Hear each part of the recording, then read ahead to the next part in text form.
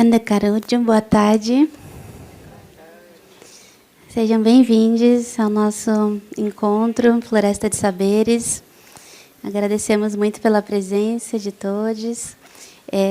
Nossa próxima mesa tem 3 parentas que eu vou convidar a se aproximarem, a sentarem aqui no palco.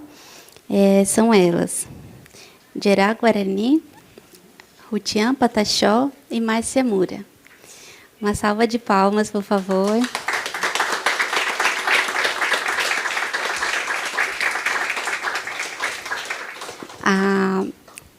Bem-vinda, parenta, fica à vontade. A parenta Márcia já está chegando. Eu vou, então, passar a fala para a nossa parenta Gerá. Eu vou fazer um resuminho bem pequeno aqui, que é difícil, né? Resumir essas pessoas tão incríveis. Então, Gerá Guarani é liderança indígena comunitária na aldeia Calipetã. É uma das principais vozes do movimento indígena no Brasil, no enfrentamento à violência contra as mulheres, no fortalecimento dos mais jovens, na alimentação tradicional guarani, no reflorestamento também do território, da língua, dos costumes. É uma grande honra para a gente ter a sua presença. Fique muito à vontade, viu?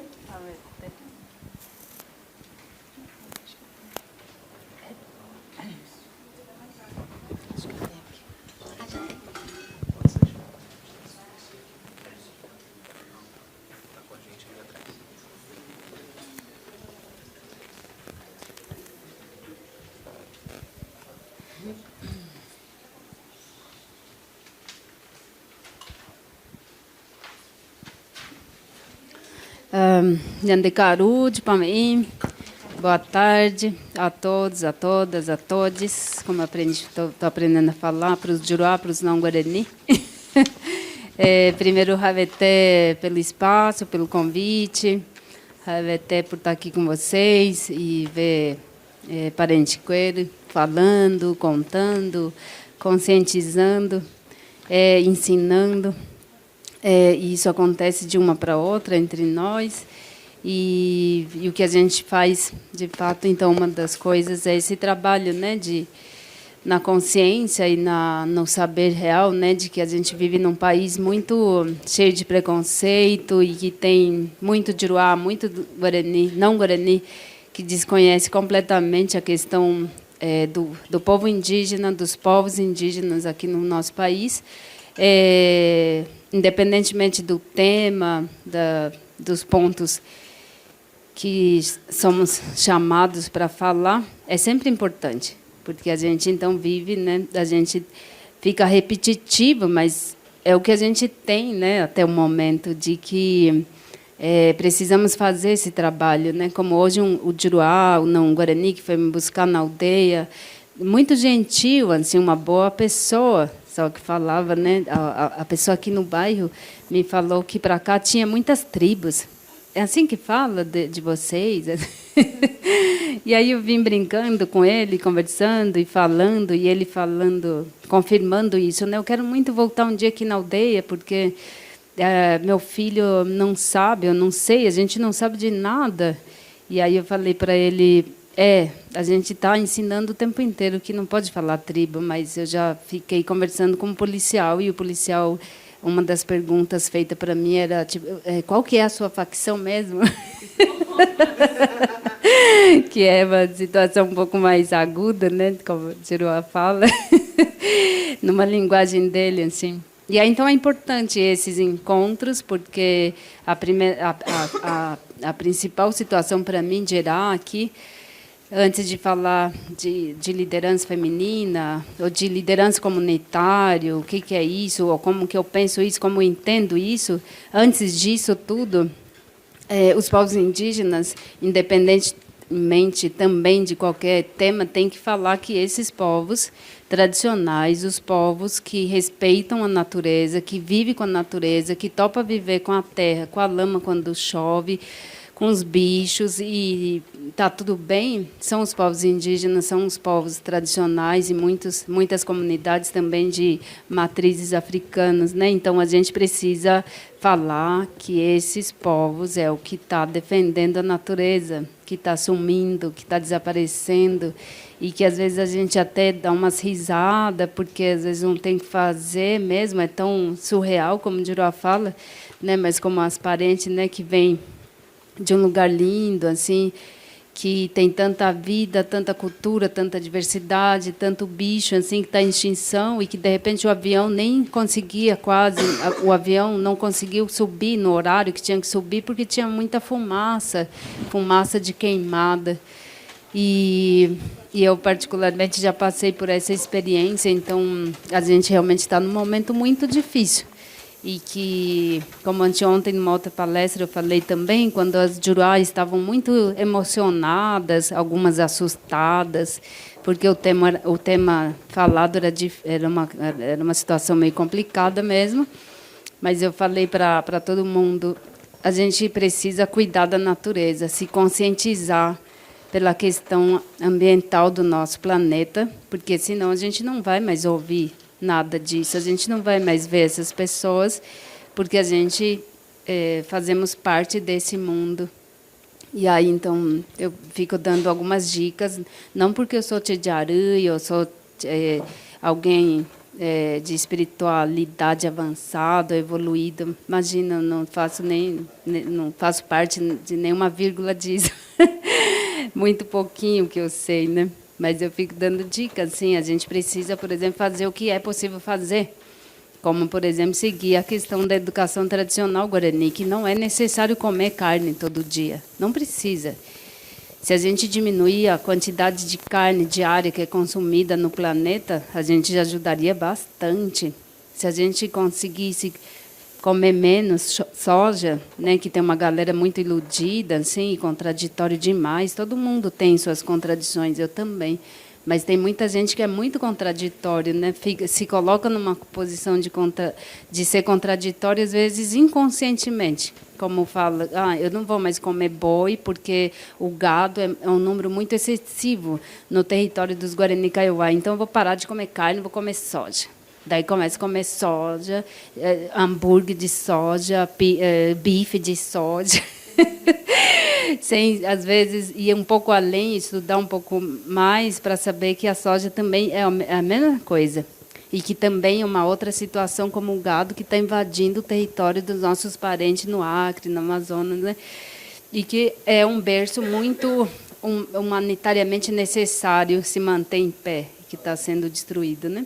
Enfim, daí eu acho que o meu agradecimento nesse espaço e o meu pedido de permissão também para falar dessa situação, né? Porque aqui a maioria estamos buscando, né? O que eu posso fazer, como que eu posso ser para ser melhor, um pouquinho melhor, ou fazer a minha parte para essa outra vida que muitos jurados de São Paulo acham que não faz mais parte da vida, né?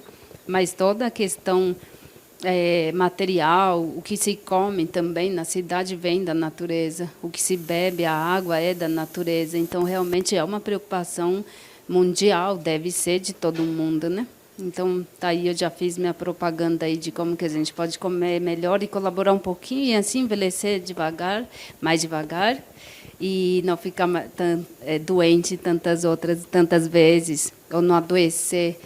Pelo menos para a cultura guarani, comer muita carne adoece mais vezes, mais rápido, envelhece mais rápido, porque é uma comida muito pesada que seu corpo tem que dar conta, né? Enfim, daí fazendo essa propaganda, que significa muitas outras coisas, eu acho que a minha fala em relação a esse tema aqui, né, de falar sobre a liderança comunitária, é uma coisa internamente para mim muito interessante, muito importante, que eu sempre tento dialogar com as pessoas, principalmente com os meus, no sentido de comunidade, de parceiro, de parente. Como hoje à noite eu fiquei até meia-noite na casa de reza, na aldeia que eu nasci, para conversar sobre uma situação muito complexa, assim, de uma escola indígena que está virando pior do que escola de Juruá, na própria terra indígena. onde a criança está sendo proibido de rabiscar a parede. Tem que estar sempre bonitinho, branquinho, aqui como aqui, e que uma professora pede para fazer amarelinha no corredor da escola, do prédio, e a pessoa que está na frente como vice-diretor não quer deixar, porque vai manchar. E aí, isso são alguns detalhes, depois daí para pior. E aí a gente ficou até meia-noite para falar disso, assim, porque eu estava numa posição também de, além de ser parente e tudo mais, tudo junto, misturado, eu também era liderança. E aí, então, de conversar sobre isso, assim, mesmo que seja uma coisa muito ruim ou pesada, complicada, a gente precisa fazer uso desse espaço, no caso do território que eu venho, de fazer uso desse espaço que a gente começou a buscar mais forte desde 2008, que era, de novo, do meu território, da minha experiência. Não é uma questão generalizada. Isso também Juruá precisa entender, não Guarani precisa entender, e nós indígenas também precisamos entender essa parte também, que como somos etnias diferentes, lugares diferentes, espaços diferentes, realidades diferentes, temos que sempre ponderar a situação de que não é uma coisa dita, não é para todo mundo, que tem várias particularidades, né? E para a gente também entrar nesse conceito do respeito da realidade do outro, e a partir do momento que como que pensa, é uma questão que pode também estar relacionado com várias outras situações que às vezes a gente ainda não entende direito, né, no meu caso. E aí a gente estava falando dessa situação, e para mim, em geral, o que eu tenho para dizer aqui para vocês é que eu nasci numa aldeia. Hoje eu tenho seguramente mais de 40 anos, eu nunca sei se é 42 ou se é 43, agora nesse ano de 2024, porque meu pai falava que eu tinha nascido em 81 e minha mãe falava que eu tinha nascido em 80. E agora os dois já são falecidos, eu não posso nem... Mas também não é algo que me incomoda ou nada disso, mas seguramente é mais de 40. E aí, quando eu tinha 10 anos, 11 anos, na minha aldeia ainda tinha cacique, vice-cacique, cabo e capitão. E aí, cacique e vice-cacique já era algo mais incorporado, mais entendido como algo nosso. Mas daí, cabo e capitão já era muito diferente, mesmo para uma menina que não sabia falar o português. Porque era muito diferente da pronúncia usada ali pela maioria. E aí, então, a partir disso, quando a gente pensa que tem cacique, vice-cacique, cabo e capitão, num território de 26 hectares, e que vai ficando escasso todas as coisas que você que seria para você ter uma vida digna, que é ter espaço para plantar, ter o que caçar, ter o que pescar, ter matéria-prima para o artesanato de uso ou para fazer essas coisas toda, você precisaria ter território, e não tem mais. E aí você tem esse hectare muito pequenininho, que lá os parentes do Acre nem conseguiam conceber essa ideia de falar assim, o quê? 26 mil hectares? Daí falava, não, 26 hectares. E aí alguns davam risada e não sabiam direito o que falar, e outros falavam, isso aí é uma roça minha, é um roçado meu, 26 hectares, muito pequeno. E aí, então, a gente viu barbaridades. Eu vivenciei barbaridades no meu território por conta dessa violência do Estado contra uma população indígena, uma comunidade indígena que fazia parte dessa origem de ser donos legítimos desse território, né? E aí, só que isso foi caminhando, e, de repente, não tinha mais cabo e capitão. Esses nomes desaparecem da aldeia, mas continua cacique, vice-cacique e algumas pessoas que continuam fazendo o papel dessas duas figuras, que era como funcionava para Juruá, ainda como funciona para Juruá, né? Essa coisa militar, e que são essas pessoas que fazem o trabalho sujo, né? Digamos assim. E aí, então, nessa condição, daí, de repente, entra a energia elétrica e entra a novela, o filme, várias outras coisas de fora que não era da cultura guarani, começa a modificar o costume, o nhandrecó, em vários aspectos da vida do dia a dia na aldeia. E uma delas que se corrompe brutalmente, principalmente com a entrada da bebida alcoólica, que é da hora, para um guarani, para um pai de família que não tem o que caçar, não tem o que pescar, não tem o que comer, não tem o que dar para os filhos, você encontra alguma coisa que te deixa embriagado a ponto de você não ouvir mais isso, não enxergar isso, não sentir isso, é da hora. Porque você apaga essa coisa desse sofrimento, dessa violência que você está vivendo, né? E aí, então, isso causa uma situação de muita violência contra as mulheres, contra as crianças, né? Desenvolve uma violência doméstica incessante, assim, e que se apresentava na minha família, como a minha mãe, que já faleceu, que pedia para a gente catar o piolho dela, e mesmo sem piolho, só para ela falar das cicatrizes que ela tinha na cabeça, que tinha sido causado pelo meu avô, quando criança, quando menina, enfim. E nessa situação toda, quando a galera aprende na TV que quem apanha é sempre a mulher, que quem serve a comida é sempre a mulher, que quem lava e limpa a casa é sempre a mulher, e que quando os filhos estão com problema é sempre a mulher, e de repente a galera que tem uma coisa equilibrada começa a ver que isso, o que eu faço não é muito correto, talvez. O homem também. Então, o menino não tem que aprender a lavar louça, arrumar a casa, cuidar dos irmãos também, porque ali está mostrando que não é isso. Quem tem que fazer tudo isso é Cunhangué, é as mulheradas.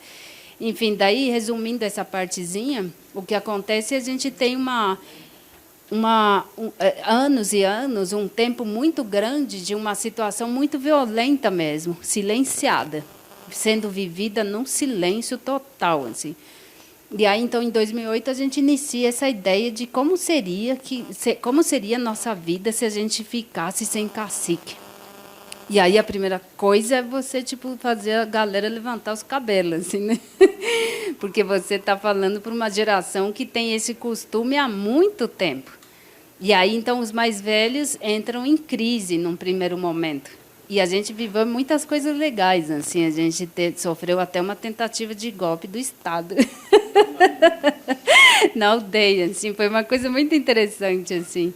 Mas daí a maioria já estava nesse sentido, assim, de que a galera ali tinha conquistado a portaria declaratória num território na capital de São Paulo e que não foi Dirá, não foi Cretiu, não foi Tumpã, não foi de Guacá, não foi Endã, não foi Mirim, foi todo mundo junto. E isso trazia um levantar, uma lembrança, um acordar, um sentimento de coletividade, no sentido de que, sim, podemos cuidar juntos. E, a partir dessa mudança, até para esse momento, o que eu tenho para falar para vocês é que eu estou realmente muito nessa caminhada de continuar fortalecendo isso. Muita coisa, ainda que seja tradicional, tudo bem, talvez, fazer a mudança ou tentar de outros jeitos, porque a gente também já vive num mundo muito misturado, muita coisa. Principalmente para mim, Dirá, que aprendi a falar o português com 11 anos, e fui indo, e agora estou com Diruaeté, com Diruá de verdade, boca com cabelo há quase 15 anos. E aí a galera me aldeia quando vai falar alguma coisa. A gente não tem mais como discutir muito isso, porque está todo mundo comendo comida de Diruá todo dia na aldeia. Mesmo agora com quase 16 mil hectares, a galera não topa mais ir lá no meio do matão para ficar sem celular, sem energia, sem o macarrão, sem o molho de tomate do Diruá. Então, vamos aceitar que as transformações estão acontecendo, mas que, principalmente quando a coisa vem para o bem de todo mundo, talvez é mais necessário ainda transformar. Como essa questão de pensamento de como que eu consigo liderar isso, consigo ajudar melhor, ou me coloco nessa posição de liderança comunitária. E aí, então, nesse conceito, a minha experiência para vocês, do que eu posso compartilhar um pouquinho com vocês, é que eu já fui xingada de vários nomes, de vários jeitos na aldeia. Eu já fui deixada falando sozinha. E aí algumas outras pessoas da equipe de liderança querem ir para a porrada nisso, literalmente. E aí eu tento lembrar e fortalecer a ideia, se a gente se comportar assim, a gente vai estar fazendo a mesma coisa que os caciques faziam aqui na nossa aldeia. A mesma coisa que o cabo e o capitão faziam, que é isso. Então, a comunidade não pode falar, não pode reclamar, porque você é liderança e tal, não sei o quê. Não, tem que ser diferente. Deixa xingar, deixa humilhar, deixa se desfazer, deixa ter falta de educação. Você tem que se colocar nessa posição de liderança comunitária e que você tem que se colocar, então, numa posição igual mesmo. Por que você não pode ser xingado? Você não é melhor que ninguém, você não é especial para todo mundo. Você é especial para sua mãe, para o seu pai, para os seus parentes, para os seus filhos, para o seu marido, para a sua esposa, mas você não é especial para o planeta. Então, por que você não pode ser xingado, né? E aí, então, nesse aprendizado, hoje, a gente tem um território de, agora, 15 aldeias. 6 aldeias foi iniciada pelas Cunhangué, pelas mulheradas, e não precisou ter um homem lá de 2 metros de cocar para fazer a coisa acontecer, uma prova concreta. Uhul! E a gente teve uma diminuição drástica, uma diminuição muito notória de violência contra as mulheres, onde agora a gente nem espera os homens chegar para ir lá tomar as providências. E a gente teve a possibilidade de fazer um encontro de lésbica na aldeia para falar da questão da homossexualidade, da LGBTQIA+ indígena. E aí a gente, de repente, demite um pajé do emprego e expulsa da aldeia. E a gente fica nessa posição de loucos, doidos, porque até no entendimento do Juruá, um pouquinho que estuda os pajés, são aqueles que guiam, que curam, que orientam, né? Só que um dos nossos estava fazendo assédio sexual para as meninas, e foi dito e declarado, narrado de uma forma muito clara, e na cultura indígena não precisa fazer investigação técnica ou policial para você, às vezes, entender que isso é verdade. Quando uma menina demonstra no corpo as sensações que teve, e o cara na frente, que é o pajé, fala assim, não posso fazer nada, né? Agora eu estou na mão de vocês. Tipo, no entendimento de que está assumindo o que fez. E a gente não bate, não mata, não humilha, não espanca, mas fala, agora você vai perder o emprego, porque você era um pajé, você estava numa posição de agente de saúde, e você estava mais ainda com um trabalho dobrado de cuidado de pessoas, não de ficar assediando as meninas. E as meninas, por sua vez, quem são? São meninas que não têm papai na aldeia, que não tem uma família numerosa na aldeia, que sabe, que são mais vulneráveis. E aí, então, a gente fica nessa posição de que somos loucos, tá vendo? Tudo isso, essa bagunça aí está acontecendo porque não tem cacique. Em algum momento, o nosso território fica como o pior território das aldeias Guarani. Só que ela se torna, por um momento, a pior porque a gente tem um espaço de fala, de mostrar, de trabalhar e de tomar atitude, de ver Guarani indo para a cadeia, numa fala mais informal. E eu sei, Gerá, que isso não resolve, que para Juruá, para a política de Juruá é da hora cadeia, é da hora prender os mais vulneráveis também, né? Os periféricos, principalmente, os indígenas também, mas que, às vezes, quando você se topa numa situação também de gravidade nesse sentido, você não tem cadeia na sua aldeia, então você não pode também ficar convivendo com alguém que pode estuprar uma outra menina daqui a pouco. Só que tudo isso traz esse olhar de crítica, de atenção de todo mundo, principalmente dos grandes chefes Guarani. E que, em qualquer oportunidade, vai lá e dá uma cutucada e tal, não sei o quê, né? Como eu disse hoje, vindo para um que me mandou mensagem, que é um bem conhecido, falou assim, eu queria ver se vocês me dão permissão para ir na aldeia de vocês em outubro. Daí eu falei para ele, assim, muito na lata, assim, da minha pessoa, por agora eu não desejo essa visita. Mantemos aqui as nossas diplomacias, é necessário, principalmente por conta de Andrecó, nosso modo de ser, mas não vamos perder nossas dignidades. Daí, ponto. E aí, então, eu venho desse mundo, desse território de muitas transformações e que as pessoas estão aprendendo que é possível, sim, liderar de forma coletiva, que é mais seguro para todo mundo quando a gente abre esse campo de falar que a próxima liderança não precisa ser minha filha, pode ser a filha de várias outras pessoas, só que num conceito de hierarquia, de machismo e de autoritarismo, né, do patriarcado, não sei o quê, o próximo líder vai ser o filho do cacique. Não interessa se o filho tem uma boa índole ou se não tem caráter, se tem problema com bebida alcoólica, se faz violência contra as mulheres. É filho, vai ser o próximo, pronto, acabou. E nesse esquema da nossa transformação na parte política, o tempo inteiro a gente abre. Quem quer ser liderança?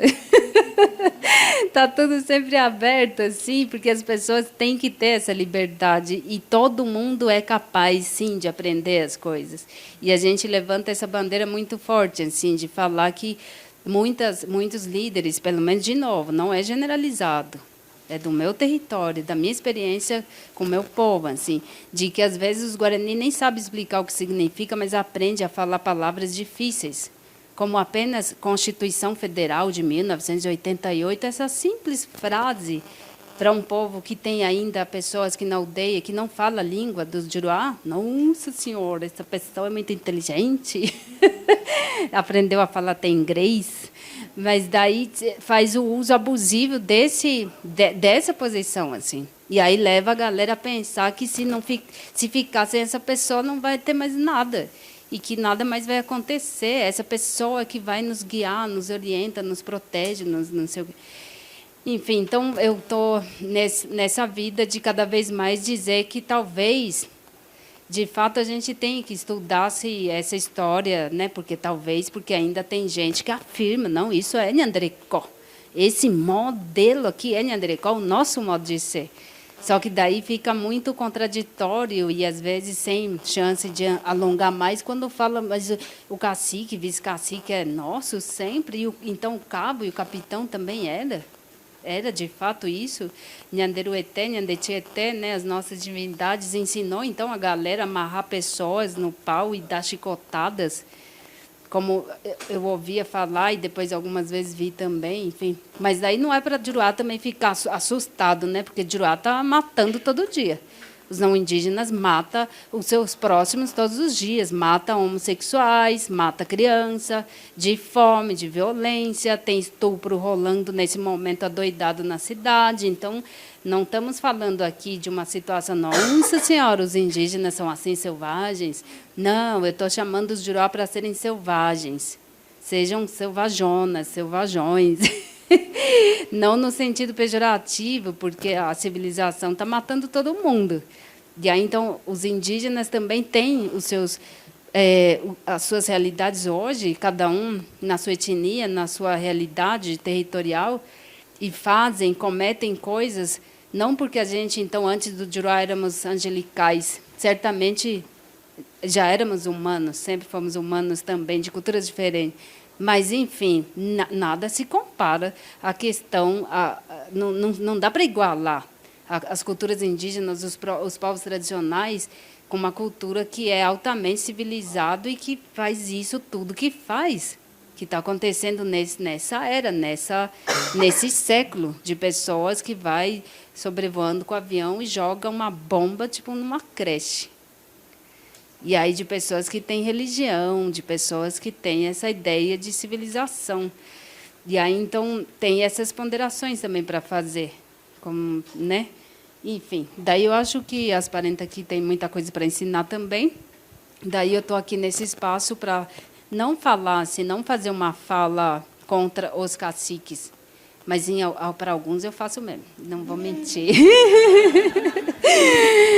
Mas o que eu falo é que, mesmo tendo esse nome, pode ser mais aberto, pode abrir verdadeiramente para um conselho para atuar com você, mulheres, homens, jovens, homossexualidades, Iquaíba, como eu falo, né, os que são diferentes, que alguns acham que é demônio, que é diabo e que não sei de onde que veio.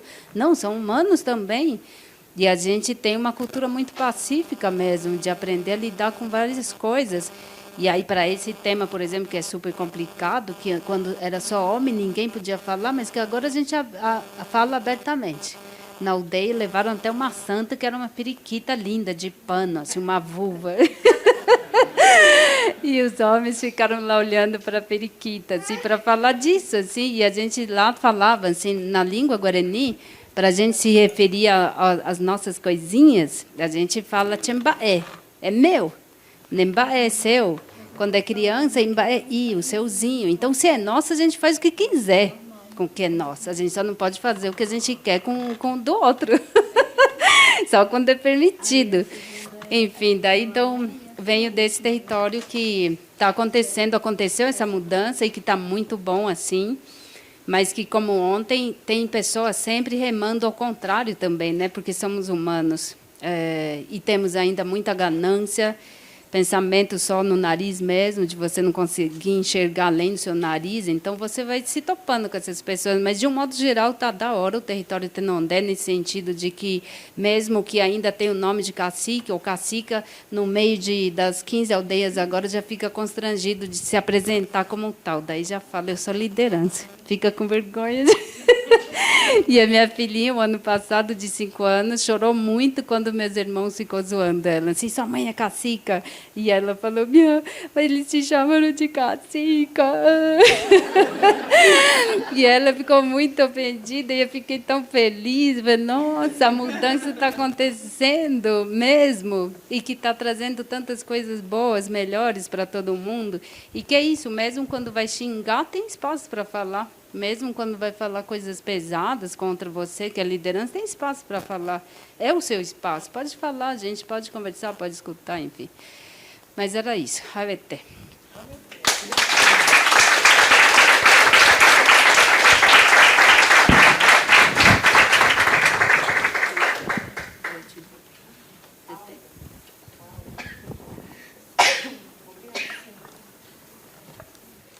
Havete, agradeço muito.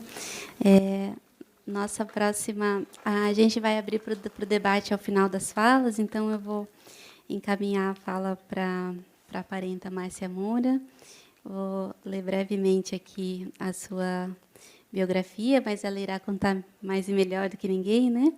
Márcia Moura é escritora, articuladora política e cultural, educadora, percorre o território Moura em outros lugares com a pedagogia da afirmação indígena, é doutora em História Social pela USP e aprendiz dos saberes dos mais velhos. A parenta nos trouxe uma apresentação, a gente vai exibir aqui nas telas para vocês acompanharem. Fique à vontade, viu?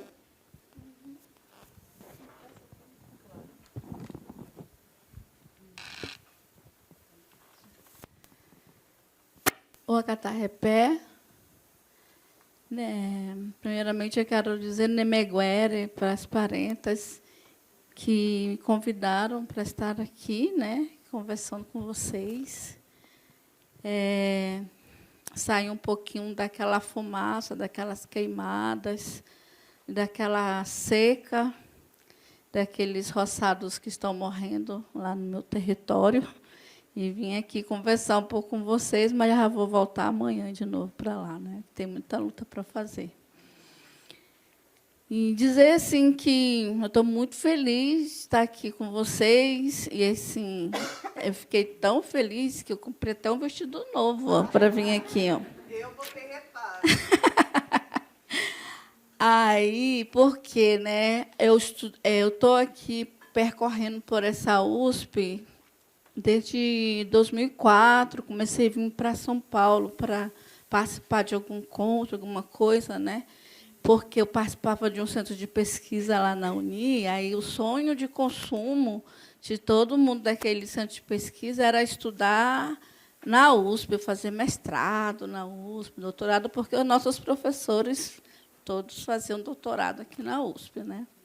Então, todo mundo ficava naquela expectativa. Aí, quando foi em 2004, comecei a vir, participar de um colóquio, participar de um encontro, tipo assim, espiar, né, como que era. E aí, depois eu tentei o mestrado aqui por umas 3 vezes, não passei, porque a prova de inglês de história é difícil, minha gente. Pensa um negócio difícil.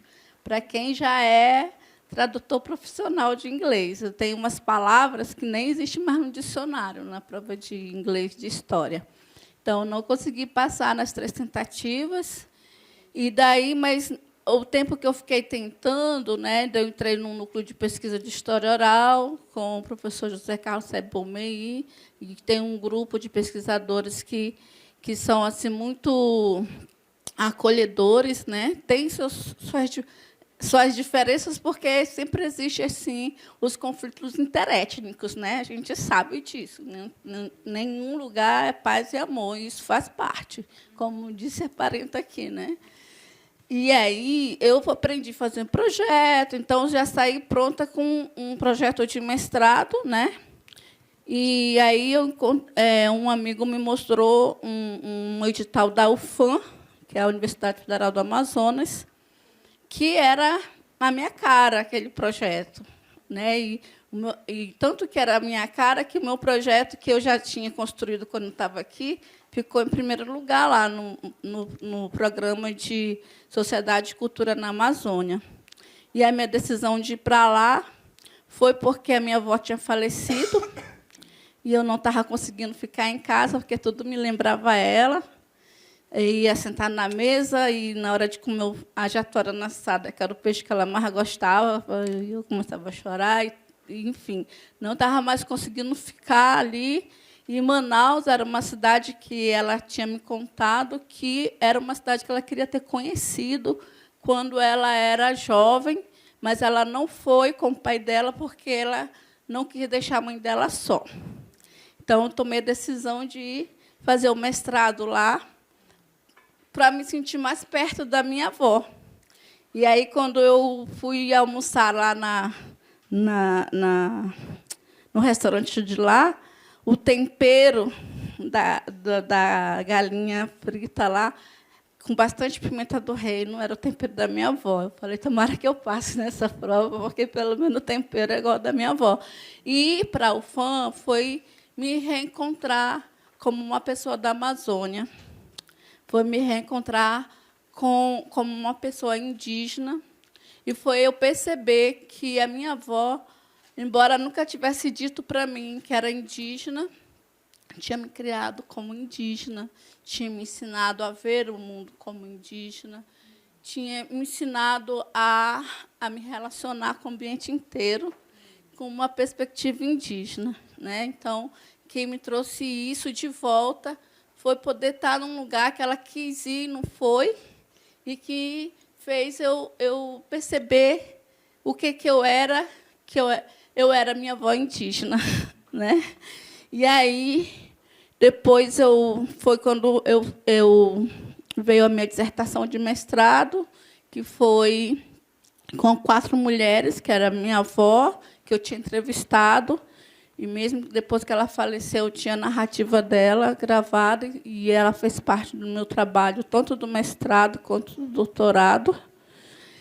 E mais uma irmã dela e 3 primas dela. E foi a partir desse trabalho que eu comecei a perceber essa história indígena, essa memória indígena que estava se perdendo na minha família. E entender essas famílias indígenas em contexto de seringal na Amazônia. E é aí que eu começo, então, a puxar os fios de memória e fazer essas tessituras. E eu fiquei muito feliz de ser convidada para falar de um tema que tem tudo a ver com a minha vida e com o que eu venho construindo coletivamente. Então, eu fiz isso aqui porque eu tinha um orientador que sempre me cobrava um texto escrito, né? Daí eu não consigo mais. Enfim, mas aí. Daí eu quero apresentar as mulheres, né, que são as minhas mestras, né, no território.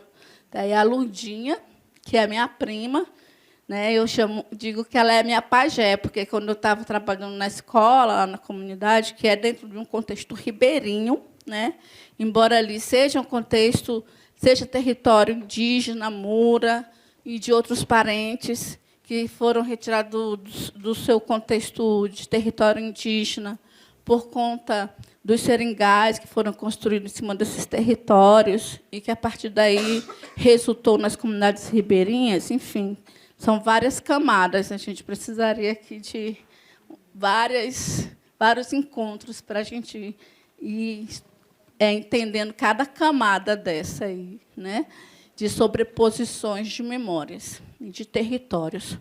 Então, quando eu terminei o doutorado, eu voltei para essa comunidade onde eu vivi com a minha avó quando era criança. E aí fui com essa proposta, então, de fazer esse trabalho de afirmação indígena, de recuperação de memória.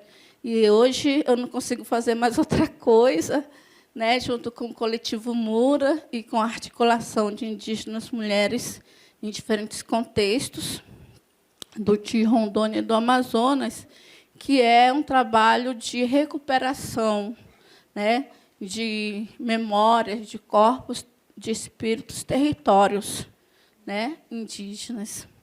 E aí, essa minha prima, quando eu estava lá na escola, trabalhando, aí ficava assim, encarregada com aqueles mal-olhados, daquela diretora que também vinha em contexto do nosso da Abiaiala, mas que estava ali fazendo papel de juruá, né? E oprimindo dentro do meu próprio território. E aí, quando ficava muito carregada, eu ia lá, ela fazia os banhos para mim, aí eu conseguia renovar, né? Ela fazia os banhos para mim. E ali embaixo é a irmã dela, Antônia. Aí a gente está recebendo umas mudas de castanheira, que a gente tem um projeto, né, que é apoiado pelo Convida, que é o Comitê em Defesa da Vida, na Bacia do Madeira. Aí a gente planta a chuva, né? Porque se a gente plantar árvore, aí a gente planta a chuva. Enquanto o povo vai lá, os do agronegócio, desmatar e queimar, a gente está lá plantando, eu e as outras mulheres e outras comunidades, não só a minha, né? Pode passar, por favor. Ah, por favor, que eu não... É muita coisa. E aí tem essa outra foto, uma liderança minha do território Itaparanã, no sul do Amazonas, que ela tem um papel de liderança religiosa e política na comunidade, que a gente chama de Pandé, né? Lá está renascendo, eles estão trazendo uma língua espiritual que se chama... É uma língua que vem por meio de Namantuiki, que é o grande criador, né?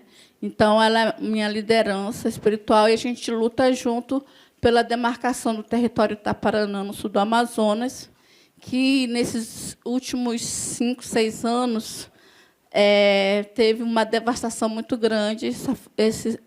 Essas famílias estão cercadas de invasores, colocaram placa nos seringás que eles sempre ocuparam, proibindo a entrada deles, né? E tem várias ameaças, né? Mas eles persistem lá. As castanheiras, que é sagrada para todos nós, lá nesse território é especialmente sagrada dentro da religiosidade e espiritualidade que eles vivem.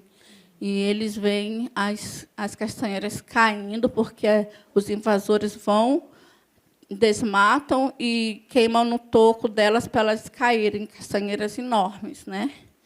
E ali do lado é minha mãe, né? Na pessoa dela tem todas as nossas antepassadas, que é minha avó, minha bisavó, minha tataravó. Sem minha mãe, sem essas mulheres, eu não estaria aqui falando, né? Então, por isso que eu fiz questão de estar apresentando elas aqui. Pode passar. Aí tem aí as mulheres, né, da articulação, né, eu falo, por que eu falo indígenas mulheres? Eu sou do movimento Aracuna também, que é Mulheres da Ventania, que é coordenado pela Aline Caiapó, e que significa Mulheres da Ventania, né? O Aracuna, onde a gente tem o primeiro grupo de pesquisa, né, cadastrado no CNPq, composto só por pesquisadoras indígenas. E aí a gente, dentro da Aracuna, a gente entende que, antes de a gente ser colocado nessa categoria de mulheres, né, antes disso, as nossas antepassadas já estavam dando suas vidas pelo território, já estavam lutando. Não foi com o movimento feminista que as indígenas mulheres começaram a lutar em defesa da vida e do território, né? Então, antes de existir feminismo, as nossas antepassadas já estavam na luta. Então, antes de a gente ter essa categoria de lugar social de mulher, antes disso, a gente é indígena. E aí, por isso, dentro do movimento Aracuna, a gente se autodefine como indígenas mulheres. Mas isso aí é só... Tanto faz, né? Porque a questão é que somos todas indígenas, diferentes povos, e todas somos guerreiras. certo? E aqui são as mulheres lá da Comunidade Maravilha, que é onde a gente também tem um comitê das defensoras do Lago Maravilha. É um lago constantemente ameaçado e que, nesse momento, os peixes estão morrendo porque ele está muito seco. E aí a dona Conceição é a nossa anciã guardiã do lago. E a gente tenta ficar do lado dela, porque, na verdade, ela que é a grande guerreira nessa história toda, né? Então, pode passar, por favor, para outra apresentação. Então, eu quis trazer essas mulheres que agora, nesse momento contemporâneo, como diz os historiadores, né, são os meus alicerces e as minhas bases, né, de luta. Está em espanhol aí, que eu esqueci de mudar para o português, né, que foi uma apresentação que eu estou reaproveitando. Mas aqui são as 4 mulheres que eu falei, né, que é onde eu fiz a minha dissertação de mestrado a partir das experiências de vida delas, né. Aí a primeira, por favor, essa daí é a minha avó, né, que já falecida, que é a Francisca Nunes Maciel. E aí, dentro da perspectiva de história oral, né, elas são colaboradoras e não objetos de pesquisa, né? Sem elas, nada teria acontecido. E aí eu apresento cada uma, mas aí só vou mostrar a foto delas, porque o tempo é curto. E é a dona Glória, que é a prima dela. Eu a conheci no dia que a minha avó estava nos últimos dias no hospital. E aí eu encontrei com ela, que tinha também sido internada, e aí eu passei a conversar com ela, e ela foi uma das minhas colaboradoras também, era prima da minha avó, dona Glória. Essa é a Isolina, que era a irmã da minha avó, e ela que começou, então, a falar quem era meu avô, que tinha sido que a mãe dele tinha sido empregada de um patrão português, teve vários filhos e não pôde criar nenhum deles, e quem criou os filhos dela foi uma mulher portuguesa. Era uma história que a minha família não contava para ninguém, e ela me contou, e aí, a partir daí, eu fui puxando os fios de memória. Pode passar, por favor. Essa é a dona Esther, prima da minha avó, uma mulher que abalou as estruturas no tempo dela. Uma vez fui perguntar dela, tia, o que a senhora tem mais saudade do tempo do seringal? Dos meus machos. Aí eu falei, eu pensei que eu tinha escutado errado. Eu falei, que, tia? Dos meus machos? Mas a senhora tinha muitos? Vixe! Era bom demais. De dia eu trabalhava, aí, como diz o mais velho, com a licença da palavra, e de noite eu trepava. Aí eu falei, nossa, a senhora arrasou, hein? Pode passar para frente, por favor. Aí pode mudar para o outro, que eu só queria desses slides, eu queria apresentar elas. Então, são mulheres que os maridos ficavam anos fora, trabalhando nas estradas de seringa, e elas ficavam sozinhas, fazendo farinha, plantando roça, criando os filhos. Aí, depois de um ano, o marido ia lá fazer outro filho, né? Então, as mulheres que tem uma frase que eu coloco aí, são as mulheres que matam cobras, se perfumam e dançam, né? Então, esse daqui é um pouco do percurso que eu segui em história oral, que eu não vou apresentar aqui, né? Só quero dizer que, desde a graduação, eu trabalho com história oral. Acredito que, se eu não tivesse conhecido essa perspectiva da história oral, talvez eu não tivesse conseguido ter esse percurso dentro da academia, porque a história oral permitiu, por exemplo, que eu pudesse escrever na primeira pessoa. A história oral permitiu, por exemplo, que a minha avó fosse a minha colaboradora, que as minhas tias-avó fossem minhas colaboradoras, que elas fossem as minhas referências, né? E, ao longo desse percurso acadêmico, quando chegou no doutorado, aí eu fiquei mais atrevida ainda, porque daí eu fiz o que deu na minha telha. Meu orientador falava uma coisa e eu fazia do jeito como eu aprendia lá com meus mais velhos. Ele queria uma árvore genealógica. Mas como é que eu vou fazer uma árvore genealógica? Se, quando eu vejo, é um emaranhado de parentesco que eu já me perco todinha. Aí, conversando com meu companheiro, que é uma pessoa que a gente troca muito de conhecimento e constrói muito junto, aí ele falou, mas tu não tem árvore genealógica. Aí eu fiquei triste, como a gente fala lá, né? Trouxe no território, triste já. Mas como tão já que eu não tenho uma árvore genealógica? Até porcaria! Aí depois eu pensei, realmente, eu não tenho uma árvore genealógica, eu tenho uma floresta genealógica entrelaçada pelos cipós de afinidade. E eu entendi isso a partir da narrativa dos meus mais velhos, das minhas mais velhas, né?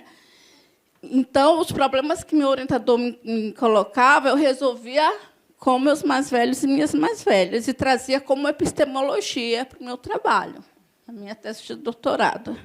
Pode passar, por favor. Pode passar mais lá para frente. Então, eu quero dizer que, no final na época que eu estava escrevendo minha tese de doutorado, o pessoal começou a falar muito desse negócio de decolonização, pós-colonial, essas palavras difíceis, né? Aí eu falei, vixe, Maria, eu não vou ler esse negócio tudo, não. Eu vou fazer minha pesquisa, ouvindo meus mais velhos, minhas mais velhas, ouvindo meus parentes, os intelectuais indígenas, e aí conversando e fazendo essa partilha de conhecimento, e aquilo que o nosso grande mestre, né, Nego Bispo, nos ensinou, encontrando várias confluências, e que eu tive o prazer de conhecê-lo pessoalmente, conversar com ele lá no Pará, e ele me falou muito de você, ele disse que você tinha muitas confluências com você, né? E então foi nessas confluências com os parentes que eu consegui dar outra resposta para as questões que eram colocadas para mim na academia. E fui criando essas epistemologias a partir daí, né? E aí, no final de tudo isso, eu não falei na minha tese de doutorado que a minha pesquisa era pós-colonial, era decolonial. Não, era um trabalho da perspectiva indígena e ponto, né? E aí é onde eu falei para o meu orientador que meu percurso me levou para construir um percurso de história oral, tradição oral, na perspectiva indígena. E eu falei, eu vou colocar aqui na frente, na perspectiva indígena, que é para deixar bem demarcado, que é uma história oral, na tradição oral, na perspectiva indígena, né? Assim, pelo menos, a parenta Paiaiá aqui já pôde chegar lá e dizer, eu vou fazer uma história oral, tradição oral, na perspectiva indígena. Porque daí eu terminei a minha pesquisa e ela continuou lá no núcleo de pesquisa fazendo a dela, que recém terminou o mestrado no Divestas, aqui na USP, e agora já está aí no doutorado, depois de muita luta, né? Que é uma questão que a gente precisa dizer. A gente está aqui, mas foi muita luta. Isso, a gente teve que abrir mão de muita coisa na nossa vida. Eu abri mão de coisas que, se eu fosse ter a oportunidade de voltar atrás, eu não abriria mais. Eu preferi abrir mão de ser doutora a ter que abrir mão do que eu tive que abrir mão com meus filhos e com a minha família, né?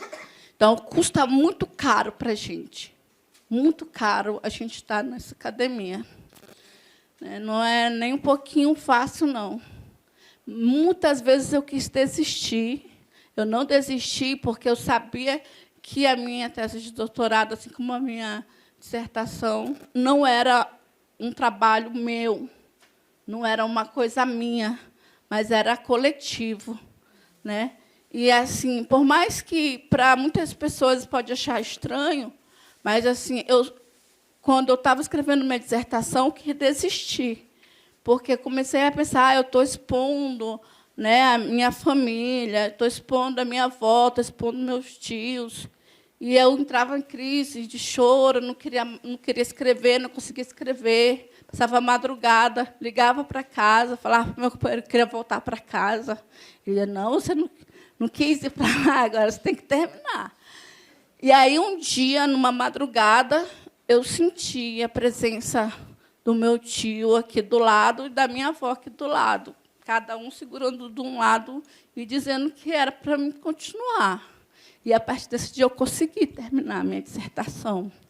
E, aqui na USP, o que me fortalecia, além dos parentes, que eu fui construindo relações aqui em São Paulo, fora da USP, porque não tinha, dentro do departamento de História mesmo, se tinha, não estava ali invisibilizado e não se colocava como indígena, né?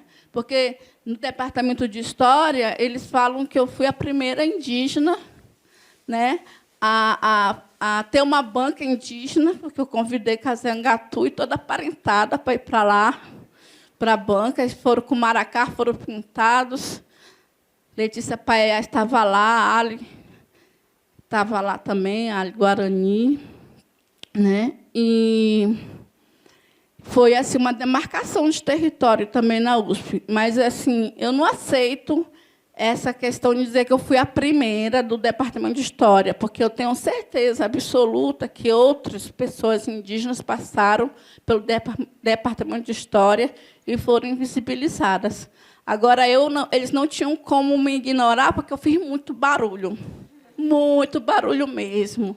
Chamava a parentada do GT Indígena de São Paulo para vir para cá, para o espaço da Geografia e História, fazia puxirum cultural, passava a tarde todinha ali, fazendo atividade cultural.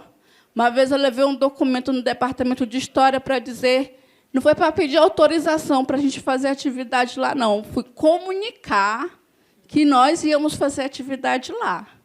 E ainda coloquei, lembrando que aqui, acima de tudo, é território indígena, né? Então, estamos informando que a gente vai fazer uma atividade à tarde aqui.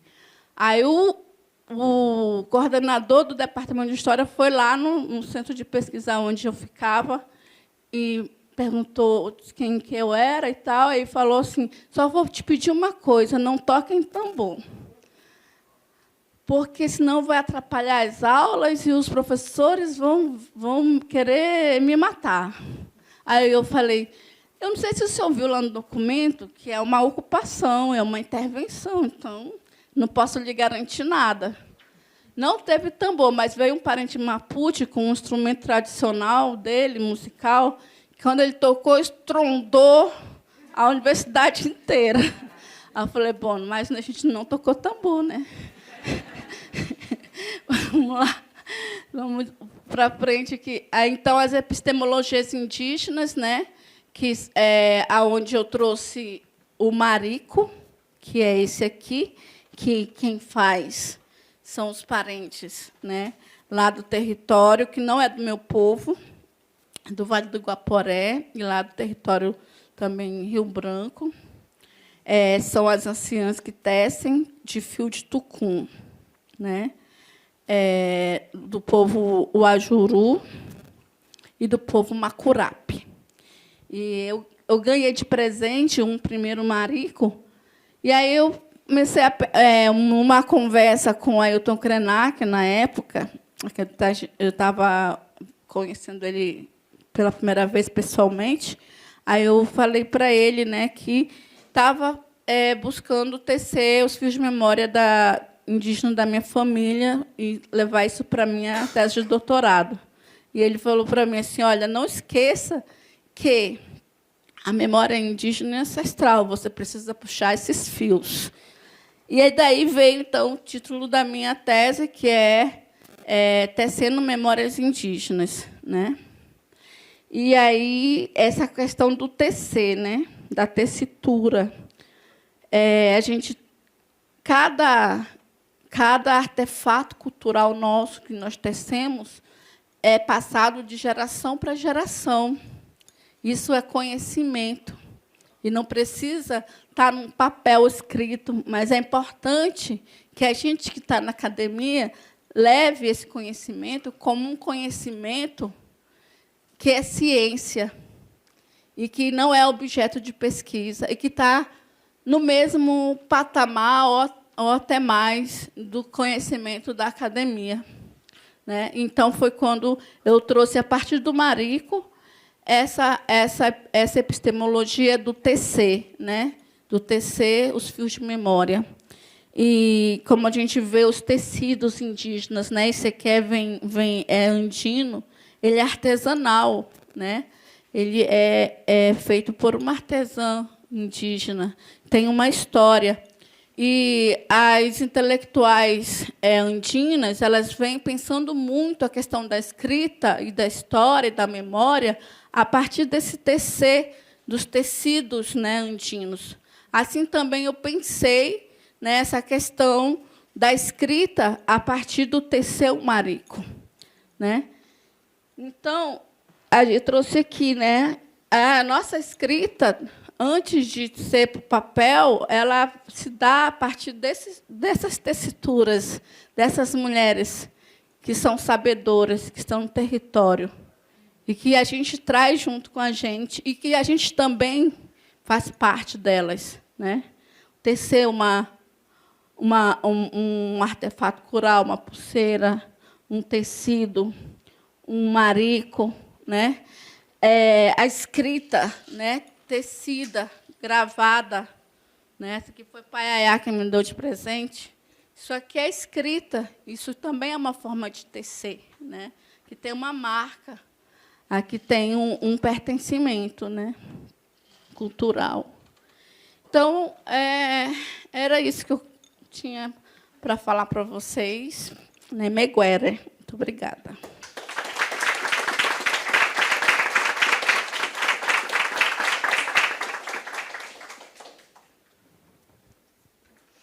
Gratidão imensa, Parenta. Uma alegria ver vocês.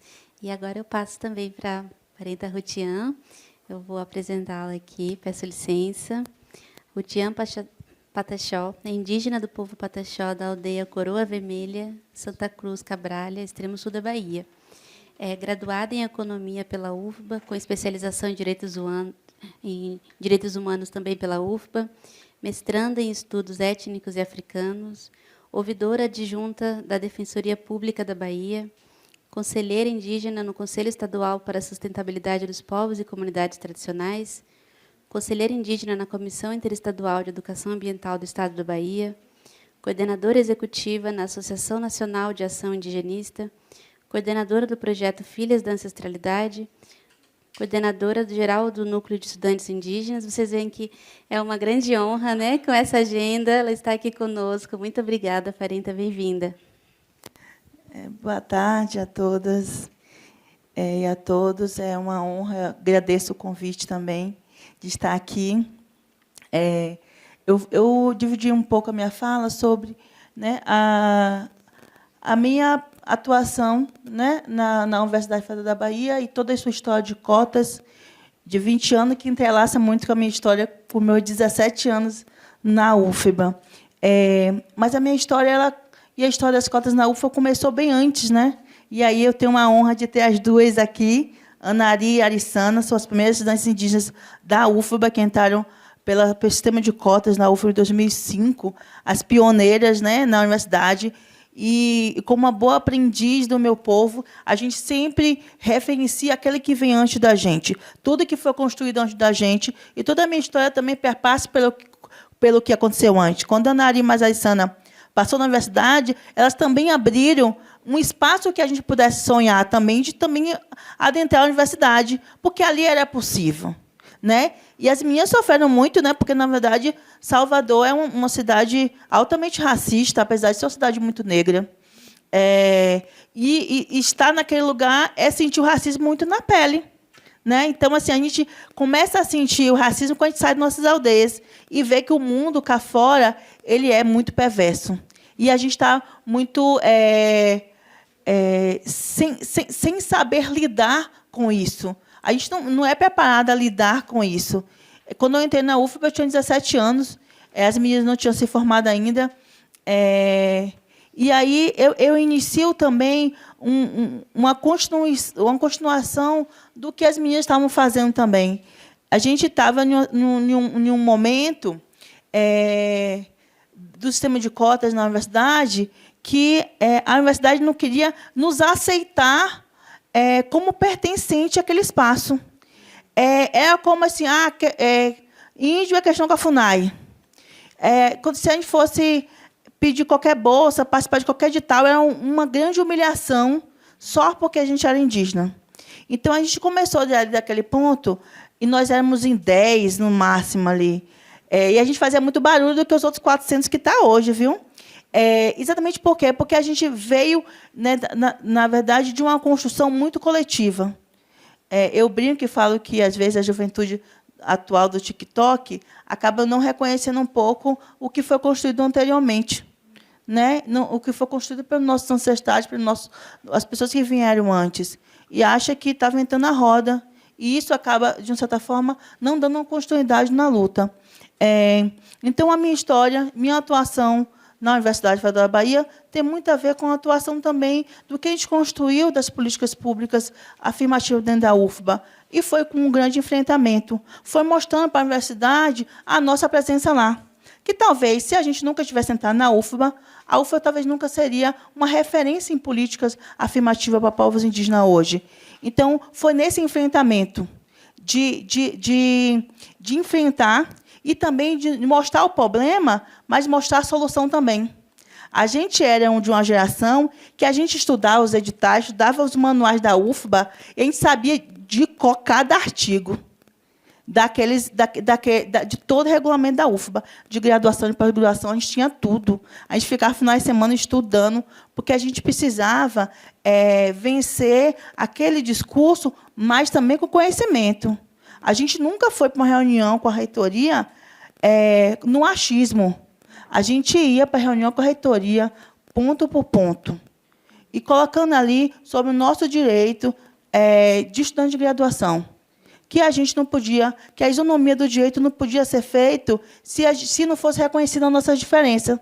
A universidade estava fazendo uma cota específica, porque a Universidade Federal da Bahia tem uma cota supernumerária, então entra a mais da vaga do SISU, cada curso entra um estudante indígena, e um estudante quilombola, um estudante trans e um refugiado. São 4 vagas supernumerárias. Na nossa época, eram 2 vagas para indígena e quilombola. Então, a gente ia e mostrou para a universidade que, se ela tinha uma entrada diferenciada, ela tinha que ter a sua afirmativa diferenciada, porque ela estava trazendo para o seu corpo estudantil estudantes com uma realidade totalmente diferente. Não era simples estudante de graduação. Era estudante de graduação que vieram, que moraram, que tinham uma cultura totalmente diferente, que estavam naquele ambiente. E aquele ambiente precisava reconhecer também suas culturas. Então, a gente frisava muito isso, né? Com o reitorado. Eu fui a primeira coordenadora do Núcleo Estudante Indígena, fui cofundadora do núcleo e fui a sua primeira coordenadora. E a gente conseguiu muitas coisas na universidade. A gente viajava, e eu digo que a gente compartilha momentos como esse, de escuta com os outros parentes. Então, todas as vezes que a gente ia em qualquer evento em outra universidade, a gente também ia ali, estava para colher tudo que a universidade estava fazendo, e a gente levava para a UFBA, e a gente levava e acabava construindo também. A UFBA acabou copiando muitas políticas públicas, muitas políticas estudantis de outras universidades. Então, a gente conseguiu que, na época, né, nós tínhamos o vestibular, a gente conseguiu que os estudantes indígenas e quilombola fossem isentos da taxa de vestibular na época. Logo depois, a UFBA aderiu ao Enem. mas a gente conseguiu também que pudesse ter uma diferenciação também nas bolsas que a universidade tinha. Então, na Bolsa Moradia, ter um edital específico para indígena, e a gente começou a questionar a questão da pesquisa. E aí a universidade veio e falou assim, mas a gente não pode obrigar os professores a aceitar os estudantes indígenas. Eu falei, tudo bem, então, que tal fazer, então, um programa que vocês incentivam os professores a falar sobre a temática indígena. E aí vocês colocam cotas para indígena. As vagas são da Pró-Reitoria de Estudantes Afirmativa, as vagas são suas, eles têm que aceitar. Se eles não aceitarem, não tem a bolsa para eles. Então, nesses diálogos, a gente conseguiu também inserir os estudantes indígenas na pesquisa.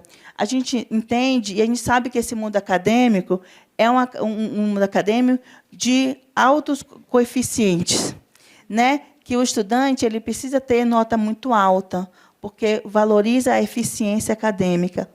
E desconsidera todo o conhecimento que a pessoa tem.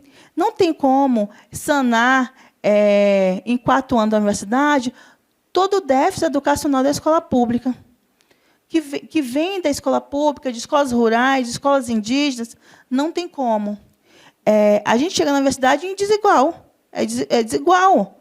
A gente precisa, além de estar ali tentando aprender no dia a dia, na sala de aula, a gente tem que se preocupar onde a gente vai dormir, como a gente vai comer, como a gente vai para a universidade.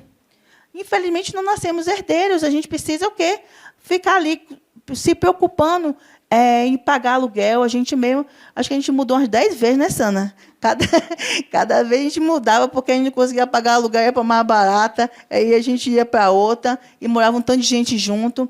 Então, assim, no sentido de que, como que é? A gente também tinha que se preocupar com isso. Não se preocupar em só na sala de aula, de aprender e aí de conseguir se manter também ali em um patamar na universidade, mas também se preocupar com as coisas fora. E se preocupar também como a gente ia construir esse caminho para os próximos. Então, além de estarmos como acadêmicos, nós também estávamos como militantes, ali o tempo todo em viagem para Brasília, em reuniões, no sentido de que a gente precisava buscar melhorias para a universidade e melhoria para os próximos estudantes indígenas que iam entrar. Porque, normalmente, nós não queríamos que nenhum deles passasse pelo que a gente passou. Então, a minha atuação como coordenadora do Núcleo de Estudantes Indígenas era fazer que nenhum estudante pudesse passar por todas as humilhações que eu passei. E isso tornou-se também o meu motim de vida também, né? Igual a parente falou, a gente também deixa muitas coisas de lado. A gente também abdica de muita coisa. E eu abdiquei de muita coisa também. Eu fiz uma escolha, e essa escolha eu não me arrependo. Eu fiz uma escolha, eu sou formada em economia, eu nunca estagiei na área de economia. E todos os meus colegas falavam, você é muito bom em matemática. Eu falei, mas eu fiz uma escolha. E a minha escolha é que meu povo não sofresse as mesmas coisas que eu sofri. Então, na minha militância, eu demorei para me formar, porque a gente precisava transformar a universidade. E a gente, nessa época, a gente criou o PET Comunidades Indígenas, e o PET só podia existir com, no mínimo, 4 estudantes, e se a gente se formasse, o PET ia deixar de existir. Então, a gente não se formou para o PET não deixar de existir, e a gente começou uma tentativa de buscar novos estudantes, né, de poder ter novos estudantes na UFBA. E a gente sabe que morar na capital ninguém quer, né? A universidade, nessa época, não tinha bolsa, não existia bolsa permanência, né? E como a gente fazia? Incentivar estudantes a vir para Salvador. Salvador é uns 800 quilômetros, né, de distância das aldeias. A aldeia mais próxima de Salvador é de 500 quilômetros, que é os Quiriri. Então, assim, as distâncias são muito grandes. E também toda a dificuldade de poder morar em uma capital. Então, com a transformação, né, de ter a bolsa permanência, isso facilitou, porque, de uma certa forma, a gente teve mais estudantes indígenas entrando na UFBA, e a gente conseguiu também seguir um pouco, né, a nossa vida acadêmica, né, porque aí deixar outros parentes também seguir também essa militância dentro da universidade, e a gente começa também a pensar a pós-graduação. A UFBA também tem cotas para indígena em todos os programas de graduação, de pós-graduação. Mas a gente tem um outro entrave, né, que é a questão de poucos estudantes indígenas entrarem na pós-graduação, porque a gente venceu uma questão de fazer que a administração da UFBA entendesse sobre os estudantes indígenas, e hoje eu ligo para o reitor, e tudo que a gente pede ele aceita, né? Por sinal, ele liberou um ônibus para a gente ir para o Enem em Brasília. Eles já liberaram 2 ônibus para a gente para manifestações, libera ônibus para a ATL, ele libera os ônibus, né, até para o movimento indígena, então a gente sempre tem uma relação com ele muito boa. Além de liberar ônibus, ele banca também muitas atividades do movimento estudantil. Então, assim, com os últimos 3 reitorados, eu não tive nenhum tipo de problema, porque a gente fez o convencimento, mas, no início, foi de dedo na cara mesmo. Mas o reitor, a gente quase se pegou mesmo. Mas, depois, a gente fez um entendimento de como é lidar com os povos indígenas. Porque o que a gente percebia é que eles não sabiam, é desconhecido. É um desconhecimento total da universidade em relação à à temática indígena. E a gente provou e a gente conseguiu muitas questões com essa questão de que a gente não ia com problemas sem levar solução. Tem minutas da UFA que foi construída pela gente, né? Exatamente porque, olha, a solução é essa. E tem como vocês aderirem, porque tem no regulamento de vocês. Porque vocês seguem esse regulamento, então vocês podem aderir. Então, professor, faz a minuta aí, que eu, como pró-reitor, levo para o conselho. A gente faz. Então, assim, no sentido de como é essa construção. Então, foi uma construção que levou muitos anos, porque não é uma coisa que aconteceu de uma hora para outra, né? A UFBA tem 20 anos de cotas. A gente pensa que foi, eu acho que foi pouco, porque eu estou lá até hoje, mas, assim, não foi muito tempo dessa construção. E, com isso, a UFBA também tem um processo, né, de cotas para professores. Então, muitos professores negros entraram na universidade, muitos professores com um pensamento mais humanizado entraram na universidade e fazendo algum tipo de transformações importantes na universidade também, né? A gente tem a nossa primeira pró-reitora negra, que não é uma professora, que é uma servidora, que está na Pró-Reitoria de Assistência Estudantil, que revolucionou também a forma de pensar sobre o que é política para estudante e aí, de ações afirmativas. E, recentemente, a gente conseguiu também um edital para professor notório saber. A gente tem 2 professoras indígenas notório saber, visitante, recebendo como doutora, como todos os outros professores da UFBA. E isso foi uma grande conquista, porque a gente falou para o reitor que elas eram as nossas candidatas, né? O professor falou assim: Rutiane, a gente recebeu essa candidatura. Eu falei: então, professor, essas candidaturas são nossas candidaturas. E ele riu. Eu falei: exatamente, porque a gente precisa que, dentro desse edital, dessas vagas, tenha as vagas para os indígenas também. Então, a mestre Maiá e a mestre Japira são professores visitantes da Universidade Federal da Bahia e estão, né, dando aula, né, na universidade. Então, é uma grande conquista, porque, na verdade, a gente começa a valorizar também o conhecimento dos povos indígenas. Esse conhecimento, que é um conhecimento que, às vezes, a gente não considera como acadêmico, né? A gente considera como saber, e começa a diminuir o conhecimento e deixando que o conhecimento científico seja um conhecimento muito maior, que não é. Então, todo esse processo, né, dessa construção dentro da universidade, e que perpassa muitos anos, né, a gente vem com a discussão agora de como a gente consegue adentrar na pós-graduação. Oi, pessoal. A gente vai ter agora um momento de debate. Antes, eu queria repassar um recado da nossa parenta de Herá, que precisou sair um pouco mais cedo por conta de um outro compromisso, e deixou um abraço, um agradecimento a todas as pessoas presentes ao evento. E eu vou ter a desagradável tarefa de sinalizar o tempo quando falta 10 minutos para a gente encerrar. Mas agora a gente pode, então, ter a fala da parenta Franci fazendo um apanhado do que foi, e a gente vai ter espaço, então, para 3 perguntas. Se preparem. Obrigada. Então, a gente A gente tem 10 minutos, né? A gente vai ser bem breve. E objetivo nas perguntas. Eu acho que a gente, finalizando essa tarde de hoje, a gente viu esse protagonismo de liderança da Gerá, né, do Kalipeti. Ela fala que o pessoal chama Kalipeti, né?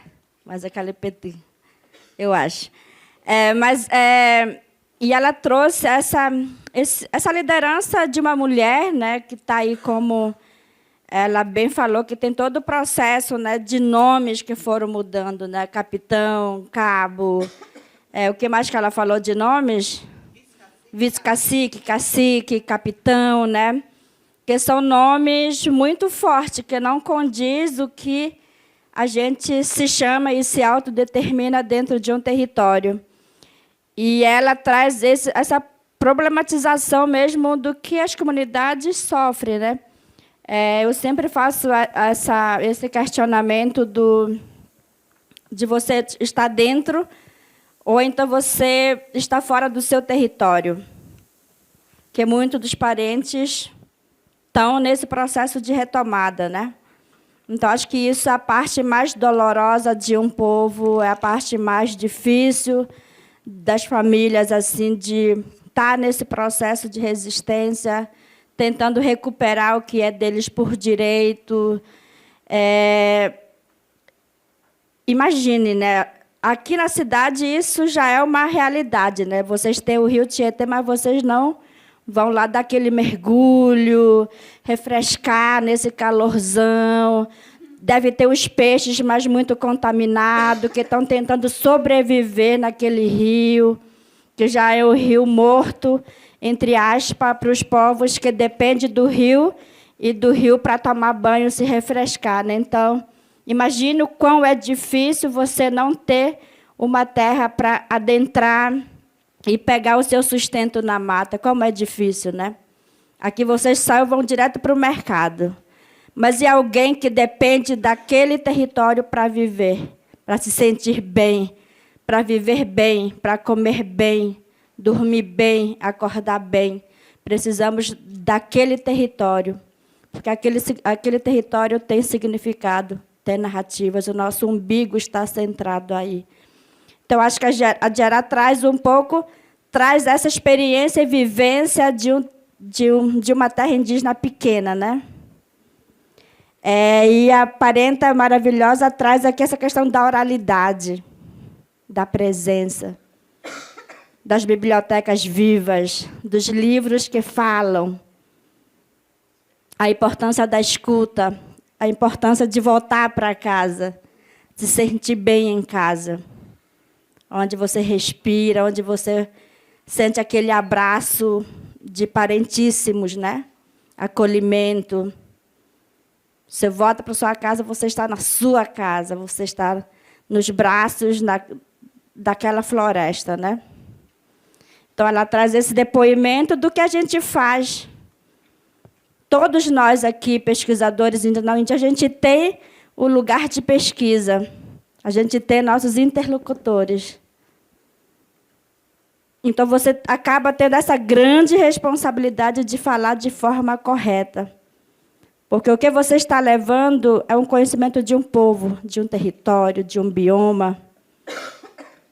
E ela traz isso através de imagens, né? Que é imagens lindas, né? Do reflorestamento. Acho que ela traz essa questão da valorização dos conhecedores. Não é uma referência teórica desse livro, né? Do Lévi-Strauss. Mas ela traz essa referência teóricos vivíssimos, né?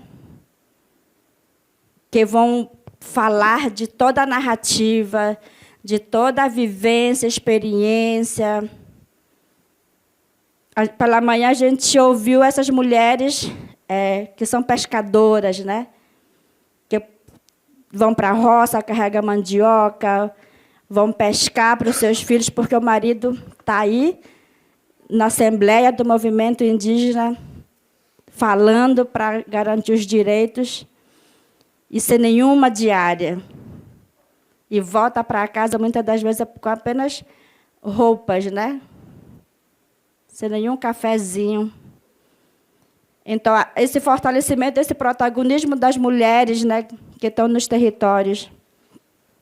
E a nossa querida jovem aqui representa todas nós aqui com essas múltiplas funções que a gente exerce, né? Coordenadora daquilo, não sei o que daquilo. Eu achava que eu já tinha muita responsabilidade, mas ela superou com tanta responsabilidade, com muitas demandas, com muita representatividade. E ela não fala por uma pessoa, ela fala pelo coletivo.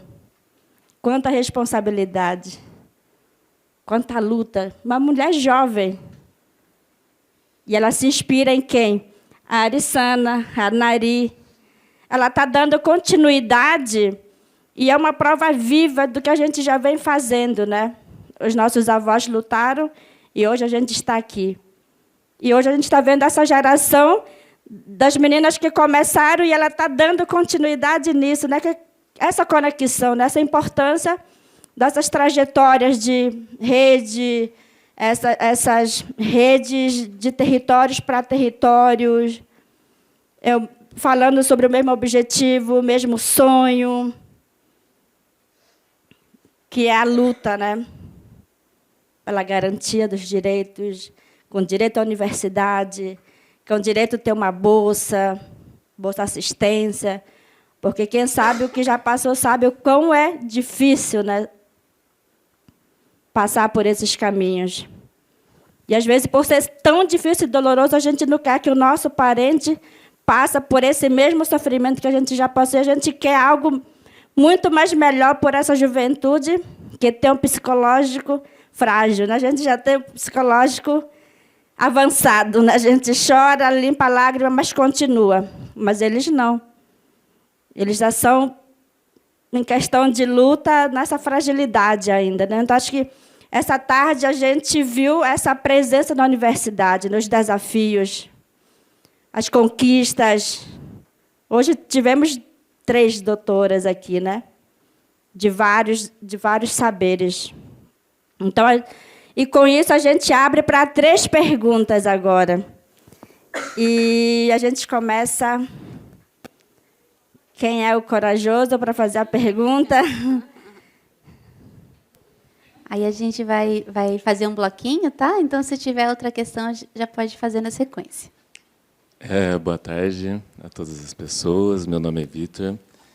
Eu queria fazer uma pergunta para a Márcia. Acho que nas falas deu para perceber a importância dos coletivos indígenas para a questão da permanência na universidade, que é um espaço muito hostil. E aqui na USP, acho que a primeira organização foi o Levante Indígena, que você foi uma das protagonistas também. E acho que seria importante contar um pouco dessa história e dessa trajetória do coletivo.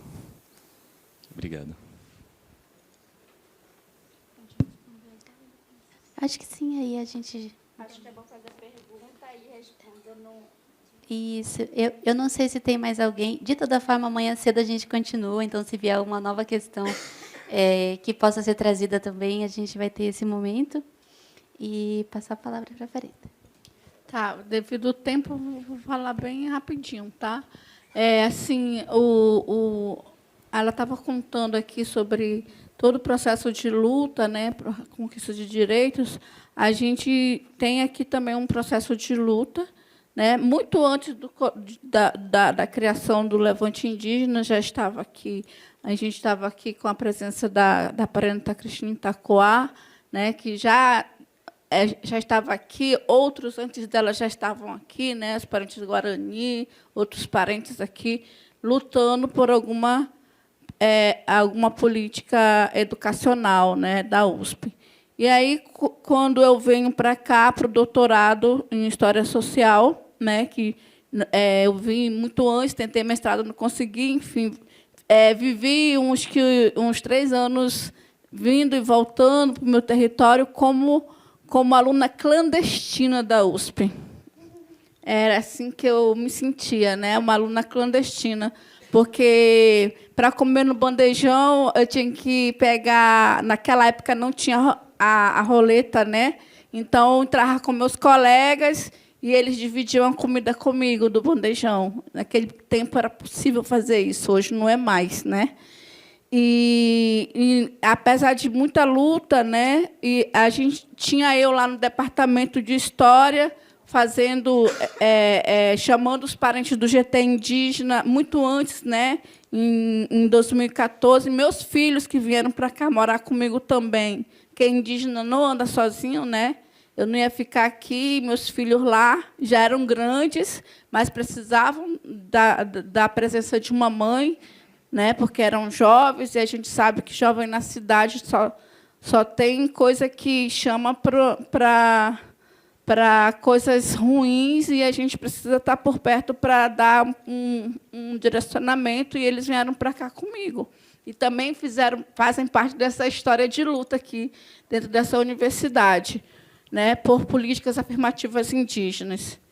Em 2016, quando já estava terminando o doutorado, houve uma situação aqui que eu sentia muito essa questão desse etnocídio, né, na USP.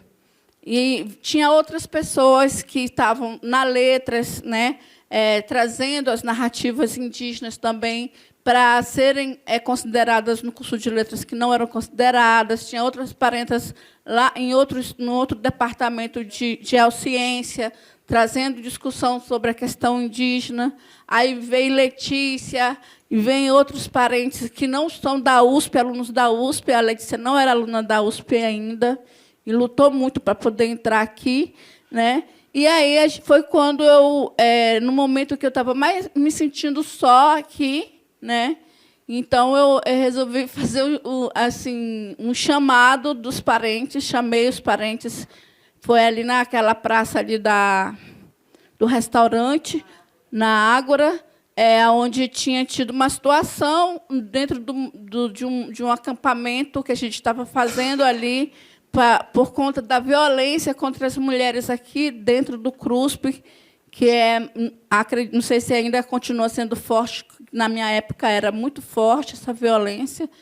E aí foi falado que foi desconsiderado a presença indígena dentro dessa ocupação, sendo que nós estávamos o tempo todo lá somando. Aí foi quando eu saí dessa ocupação e chamei os parentes para estarem, para a gente se encontrar, né? E aí foi quando veio os parentes do GT indígena de São Paulo, né? Veio os parentes dos outros cursos que eram poucos, da afirmação indígena, da autodeclaração, né? E que a gente, então, passou a noite toda ali conversando e falando sobre essa situação que a gente enfrentava na USP, de etnocídio. E aí ficamos até de manhã, e os outros alunos não indígenas tentavam chegar para querer saber o que a gente estava falando, e eu falava, não, esse assunto é nosso, e vocês não vão ficar aqui com a gente, não. E, naquele dia, eu senti muita força dos meus antepassados, muita força espiritual. Me pintei toda de urucum, que eu tinha urucum, que a minha parenta, igual a Jajara, que estudava aqui também, fazia doutorado na educação, me deu, né? E eu me pintei de urucum e saí lá do lugar que eu morava, cantando no corredor com maracá, e todo mundo me olhando. E aí eu fiquei sozinha cantando e com medo de não aparecer ninguém, porque se não aparecesse ninguém, os estudantes não indígenas iam ver que eu estava sozinha. E aí foi chegando de um por um, e nisso a gente então fundou, né, o Levante Indígena na USP. Já há 7 anos que a gente está lutando aqui por políticas afirmativas indígenas nessa universidade. Foi a semana passada, a Letícia que teve, ou foi na outra semana, teve o seminário de presença e ausência indígena, né, que somou também vários outros parentes que não são do Levante Indígena, né, mas que estão aqui como presença indígena na USP, e alguns professores também não indígenas que somaram com a gente, né? A França estava lá com a gente também somando, e eu acredito que essa cátedra aqui, né, vem para fortalecer, né, e para somar com essa luta. Então, é um pouco do que a gente vem fazendo, né? A Letícia, eu digo para ela que ela é o levante em vida, né? Porque essa bichinha aí lutou, viu, para estar aí.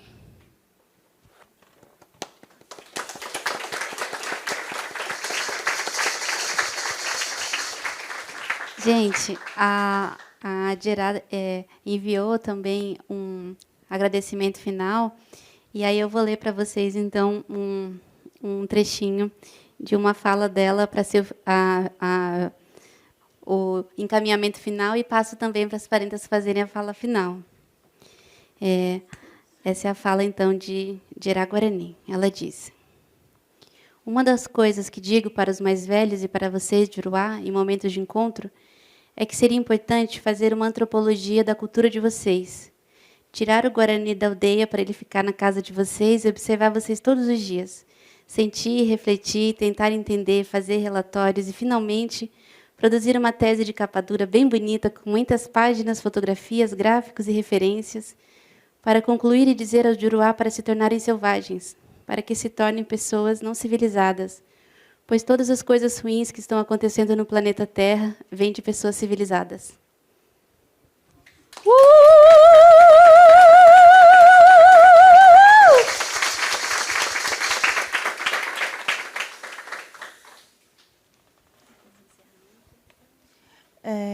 Então, eu acho que esse momento é de agradecimento mesmo e de dizer que, né, até mesmo com o Levante, né, de a gente contribuir também.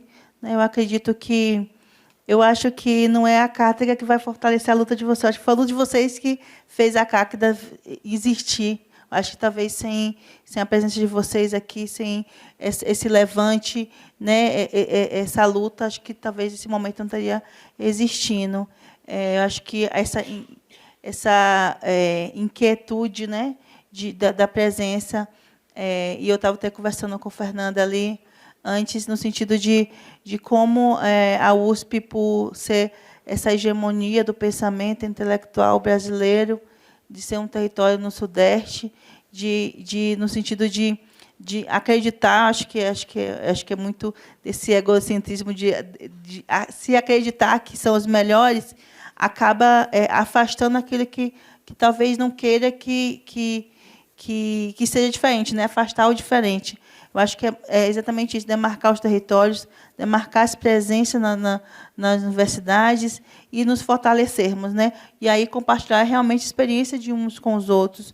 Acho que o que a gente construiu no Nordeste, o que a gente constrói em outros estados também, é importante para a gente fortalecer também e construir um caminho. E esse caminho tem que ser construído por dentro, né? Eu acho que a gente revolucionar e fazer quebrar essas barreiras por dentro também, nos tornando professores, nos tornando técnicos, estando nos espaços, e desses espaços a gente fazer os convencimentos também. Então, é uma luta constante de que as nossas lideranças, e isso é uma questão que se tem muito no nosso povo, no meu povo, é que toda vez que a gente tem uma reunião, a gente entra as lideranças para a reunião e os outros podem ficar lá embaixo rameando até terminar a reunião. Porque o que é a nossa orientação? A gente vai para o diálogo, mas também está preparado para a luta, para o enfrentamento. Então, assim, um grupo fica lá, sempre rameando o tempo todo, em toda a reunião. Por isso que, às vezes, a pessoa fala, meu Deus, chega um grupo indígena, parece que é enorme, porque faz barulho. Então, nesse quesito de que são as estratégias que a gente precisa fazer para demarcar esses espaços, demarcar esses territórios e as nossas presenças também. E realmente é isso, é incomodar, né? É incomodar que a gente possa ser visto, né? Principalmente em locais, né? Lá na universidade é muito essa área mais de saúde, né? Medicina, né? A Faculdade de Medicina acredita que não precisa ter presença indígena né, eles falaram isso, né, por sinal, no conselho, que ele não aceitavam a presença indígena lá e queria que a UFBA retirasse a Faculdade de Medicina do sistema de cotas, porque eles não queriam ter indígenas e quilombolas na faculdade. E aí, né, eu acho que, por ser uma faculdade centenária, né, a Faculdade de Medicina ela se tornou UFBA depois, então ela ainda acha que ela não é UFBA. Então, no sentido daquele pensamento homogêneo de que você não pode ter outros conhecimentos. Então, acho que essa construção por dentro mesmo, fazendo esse enfrentamento e nos unimos também para que a gente possa, coletivamente, construir uma sociedade muito mais justa, muito mais igualitária, de um respeito mútuo, né, de todas as culturas e todas as pessoas, né? Acho que é isso que eu luto, é o meu esperançar, essa construção coletiva, essa construção baseada naquilo que eu aprendi, naquilo que eu me construí como ser, no sentido de que a gente só pode pedir respeito se a gente dá respeito. Então, essa a minha convicção de vivência nesse mundo, de respeitar o outro, respeitar as suas diferenças. E eu falo isso porque a gente diminui muito as nações indígenas em um nome só, mas a gente também entende que cada povo tem sua própria cosmologia, tem sua própria organização social, econômica, social. Então, que precisa ser respeitado também todos os tempos, né? Porque a gente acredita que a gente acha que é o nosso tempo, tem que ser o nosso tempo, mas cada um tem o seu próprio tempo. E esse tempo precisa ser respeitado. E é nessa construção que a gente precisa construir essa sociedade coletivamente. Então, esse espaço também de compartilhar e de a gente fazer essas construções e esses pactos e essas parcerias também. Auere.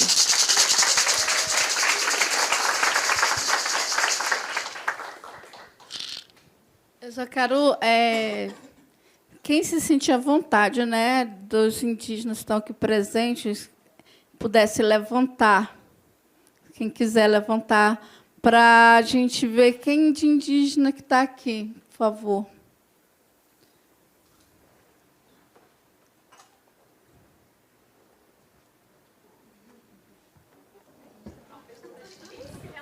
Bom, quem se entende indígena? Quem tem a sua história, a sua memória indígena?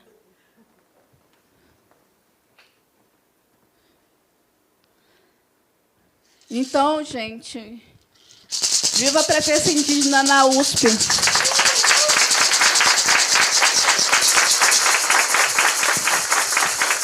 Que venham mais, que venham mais. Nemeguera. Um último convite, que depois daqui vai ter um encontrinho. Depois vocês perguntem para a Sandra onde vai ser, ainda não sei.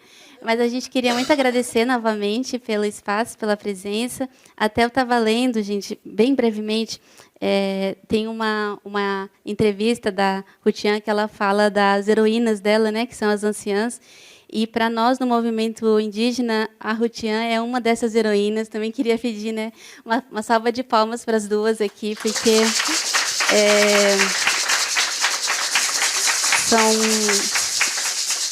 são pessoas históricas na nossa luta, né? Então, é muito emocionante estar aqui com vocês hoje. Muito obrigada e até amanhã cedo. Tem mais um recado? Sim. Só fazer mais um agradecimento às tradutoras pelo seu trabalho, também à equipe, né, de apoio, ao Marte, a Liliana e todos nós que fizemos esse encontro. Muito obrigada.